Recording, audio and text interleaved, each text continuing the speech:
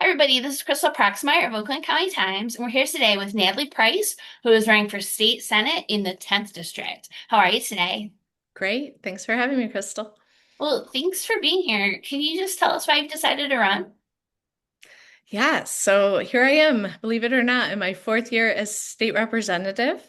And the Senate district was redrawn, and the incumbent is running for a different office, and I'm ready to step up. The timing of this works out great. It gives me 4 years of experience in the House, and it allows me to go and serve two full terms in the Senate, taking three times as many constituent voices with me to Lansing to fight for our shared values. What are some of those things that you'd like to work on if you're elected? Yes, there's so much that needs to be done. And I feel like my last 4 years of Lansing has just revealed even more. Um, but right now, I mean, when I'm out on the doors talking to constituents, people are afraid. One thing that has changed since the last time we talked, 4 years ago, is just the complete attacks from the Trump administration. We are facing unprecedented threats to our civil liberties, our rights, an administration that is willing to break the law and violate the Constitution.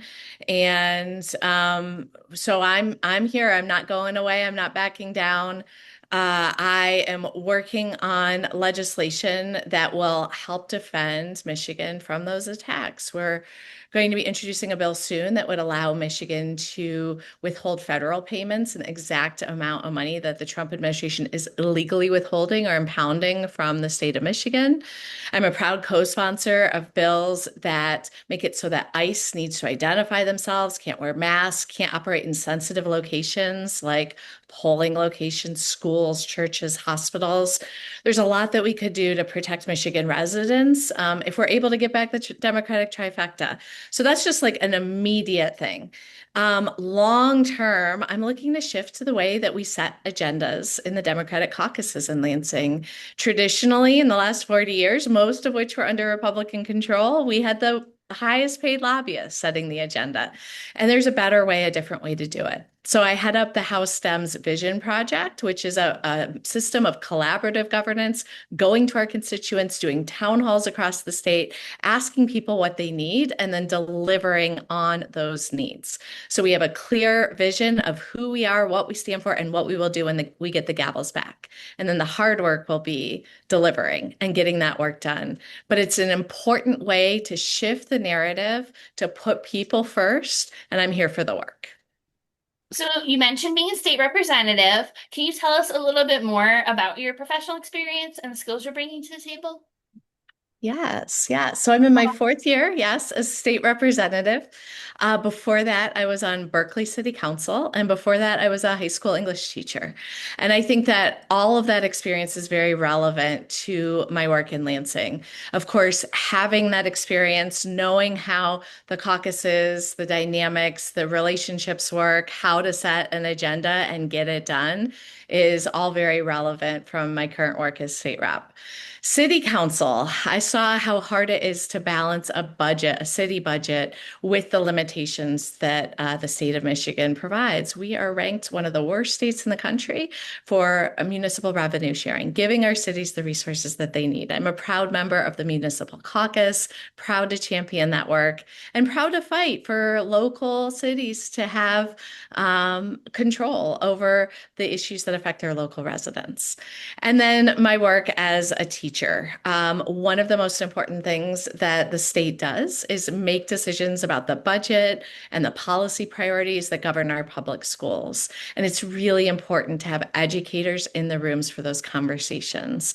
So I am very proud to bring my experience as an educator, my experience in the classrooms to make those decisions about our school aid budget and how and where we spend it.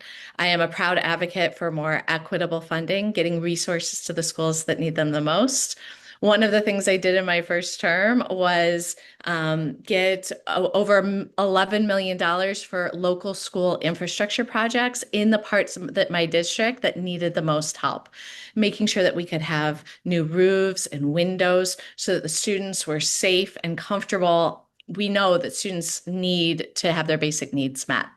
I was also proud of my first term championing free breakfasts and lunches for all K-12 students in Michigan. So important. Again, trying to meet basic needs of the kids so that they can learn and do their best. And I will continue those fights in the state Senate.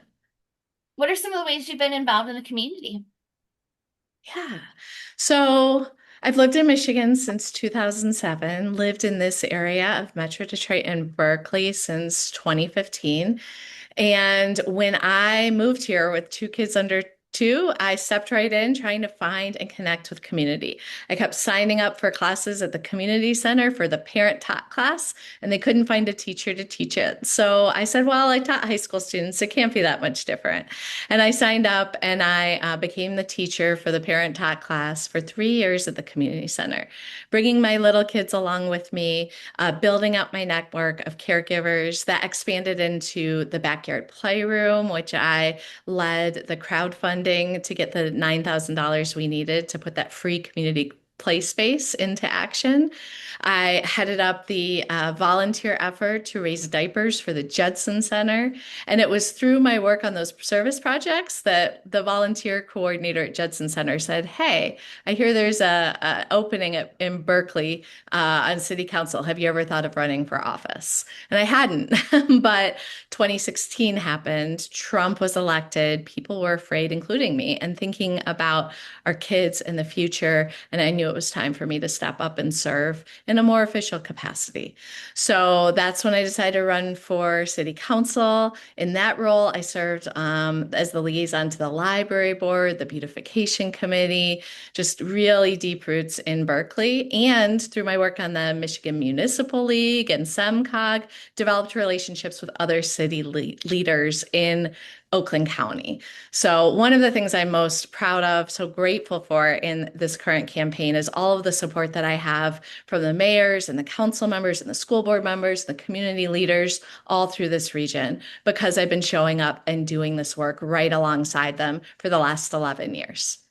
In this race, there is some competition for this seat. Why should the voters pick you? Yeah, so experience is number one, the direct, relevant, professional, and legislative experience. Being in those rooms, knowing how the decisions are made, going in with a determination to shift the way that the policies are set so that we're putting people first. But I think really one of the most fundamental sort of philosophical differences between me and my main opponent is this idea of what experience is most important. So I do not claim to have the same lived experience as my opponent. We all have different lived experiences. What I fundamentally believe is that through empathy and listening and showing up, I can be a very effective and important advocate for people whose lived experiences I just don't share. And that is what I have the track record of having done, showing up regularly in all areas of my district and then the new district that I'm running in, and listening and learning and figuring out how to be an effective champion. And when I go into those rooms, and I have faced some pressure from some major stakeholders to stop working on things that I know are important for my constituents, I am bringing their stories, the issues that they tell me they care about, hearing stories about mold in classrooms, and knowing that students and teachers can't teach, students can't learn when their direct physical safety is threatened. Bringing in stories about people struggling to meet to pay their bills day to day, not being able to continue to show up to a job that's farther away because of the gas prices. I recognize my relative privilege. I listen, I learn, and I advocate and fight very effectively for people whose experiences I don't share. So here for that work. If voters want more information about you and your campaign, where can they go? Yeah, the easiest way to find out more is go to votenatalieprice.com. There are links there to all of the socials, and I think I've expanded a little bit since our last time meeting. So let's see, we've got Blue Sky, Instagram, Facebook, Twitter, uh, TikTok. I've got a great team, by the way, helping me get my message out on all of the major social medias. But you can find all of those links as well as opportunities to sign up, host yard signs, get involved at votenatalieprice.com. Perfect. Well, thank you for taking the time to talk with us today. Great. Thank you. Thanks for getting the word out about us candidates to the voters. It's an important service, and I'm so grateful you provide it.